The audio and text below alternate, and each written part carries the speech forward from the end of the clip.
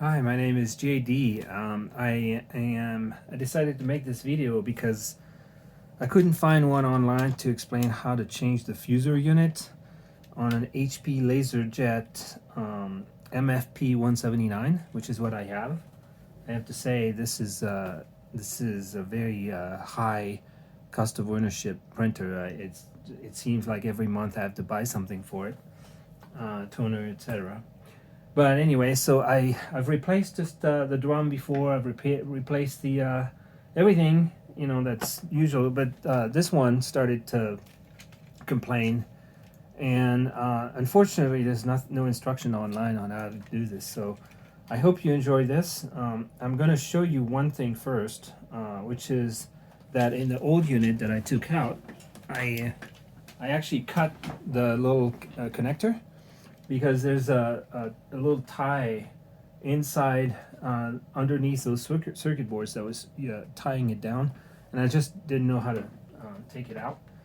But you could see it, so I just cut it. There's no need to worry about that. There are two connectors. The little one goes on this circuit board. The other one goes on that circuit board. I'll show you in a second. And of course, I didn't take a video of how I got there, but so this is the little connector. This is where it goes, and then the big connector, the blue one, goes here in these two things. The wire that goes to this is routed through these channels here, because this is the motor. So we have to be real careful to make sure there's nothing that's going to rub against this guy. And then the wires will come from here, underneath here. Now the other thing is that's important. You want to route the wires through here up to the second level. This is like an apartment inside, right underneath this circuit board. Okay, so I got here this way. I'm going to route this through.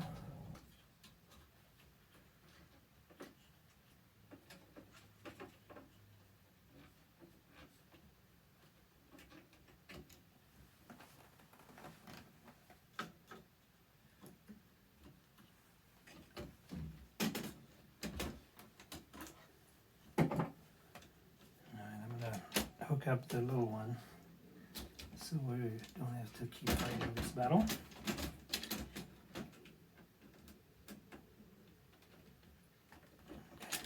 Okay. All right, and then see, this now can go pretty much in place. So I'm going to plug in the blue connector right here, and it's a little short. Let's see what's happening here. Oh, I see. Yeah, I hadn't given it enough play. So I'm going to route it through these channels.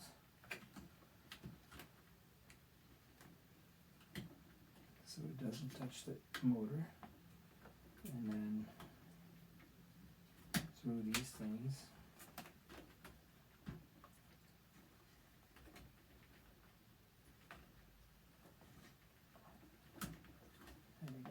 And then the tab that's on here goes on that side towards the front. So there we go. Okay. So now we're done with this. I'm going to put back the cover on this little circuit.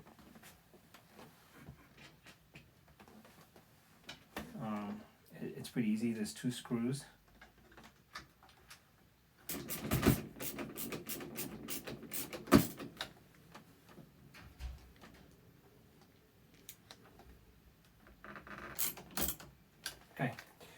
So now that we're done with this, we can put back, so this is a nice thing, the cover on this side of the printer, the right side of the printer, actually has no screws. It's all just snap in place. There's a little tab here. You make sure that it goes inside that door, that front door,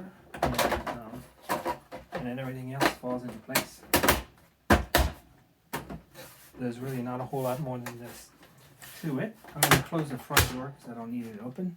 I'm going to flip the printer back on when it's normally. There we go.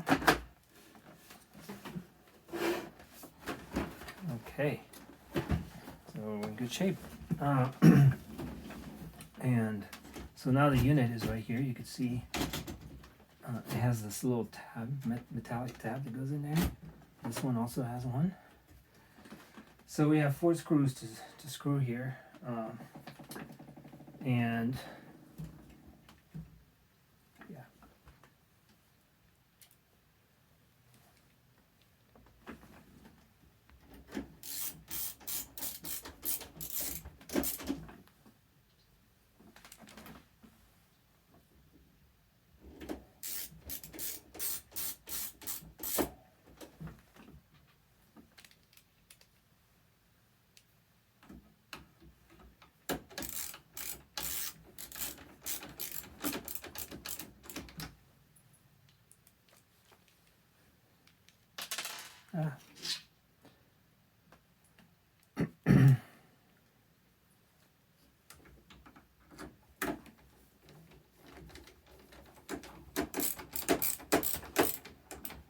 So these little resistors right here, in case you're interested in cheating.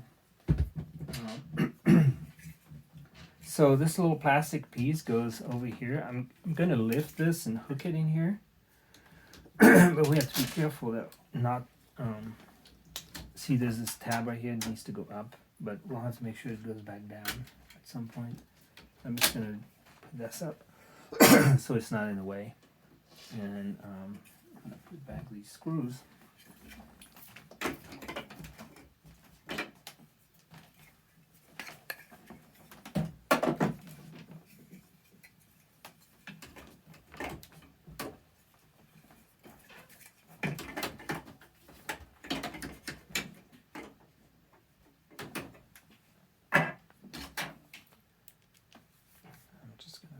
Thread this through. Hopefully that's not too difficult. Maybe I'll use a smaller.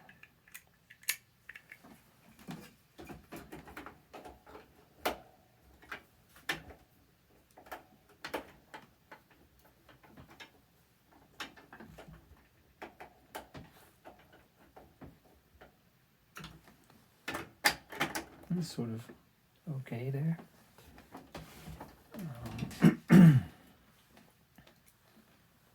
Should be another one over here.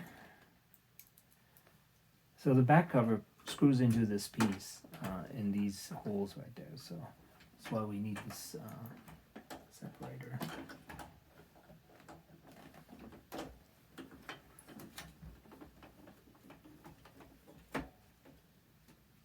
Okay. I think there's a third one here in the middle.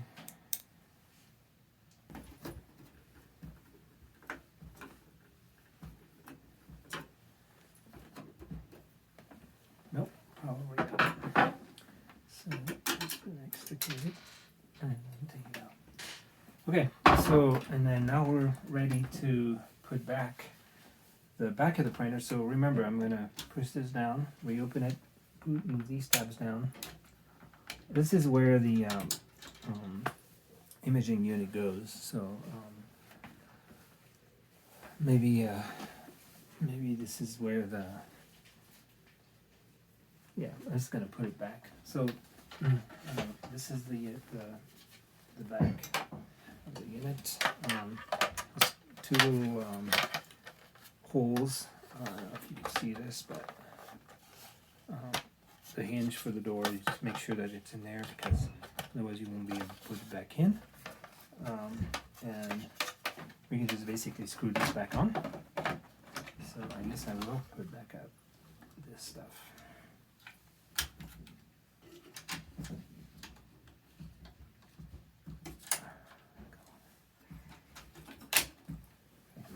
And now we can put this back on.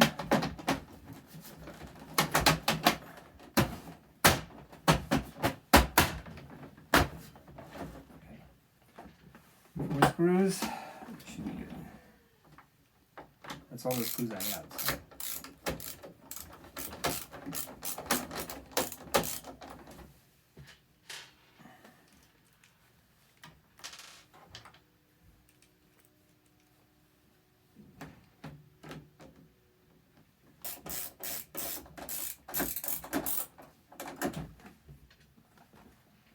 And while I'm at it, I'm going to explain how to put those other pieces back, since we have to take them out. It should be instructive. I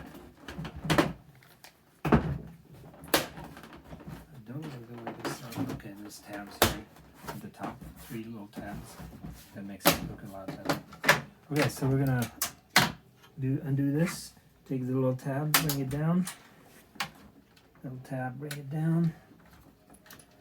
Okay, and then in this case, so what we're gonna do is we're gonna put the imaging belt back on. So you can see that there's room here for this belt. So there's a channel at the bottom that raises this thing all the way up to bring it to contact with. So the way you put this back on, this imaging belt, is there's a channel at the bottom, like it's right here at the bottom. Don't try to put it up, just put it at the bottom. And at the bottom there's a channel, you can see the channel raises. So you just push that on here, slowly, and it should go pretty smoothly in the channel. And once it gets to about here, you can raise it, and then push it, and it's in there now. This little connector needs to go in here. So make sure you don't forget that when you take it off. Alright, and then this little tab here is what you use to take it off. Of course I don't need it now, but to take the thing off you'll need to pull this tab. On the other side,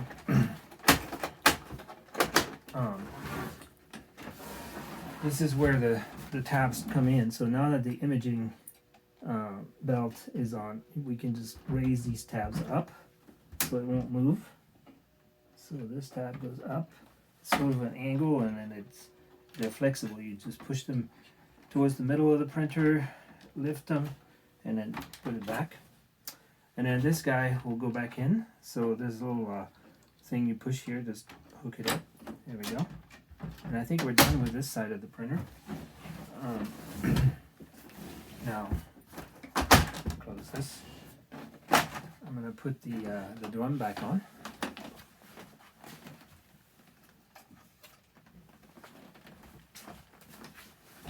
So this is the drum.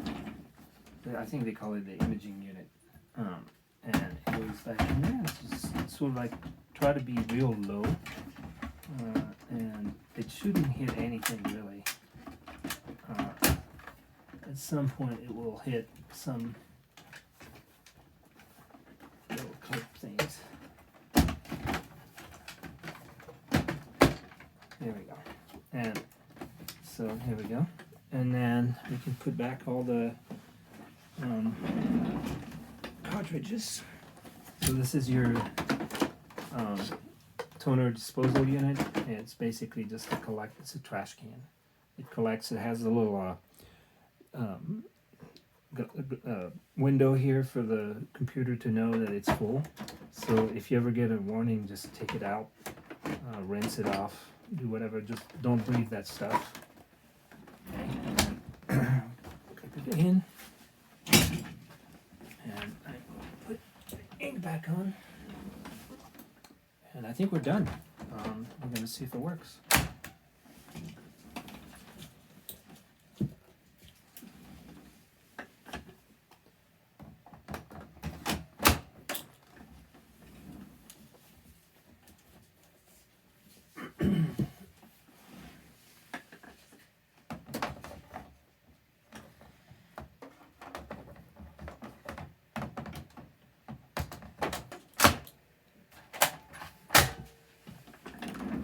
Go. One last thing I forgot is once you've plugged everything, you need to do menu pound 1934 menu. Oh, didn't do it. Menu pound 1934 menu. Then it shows you tech mode. So you hit tech menu, scroll through to tech menu, enter, and you hit data setup. You can clear the memory, but there's a menu here that says clear counts, and of course 1934 is the password. And then you can see the ADF scan, imaging unit, and the fuser count. So I'm gonna hit that. It's clearing the count. And then of course we're gonna look at, you can do the transfer belt also that way. I think we're good. So then I'm gonna reset the printer.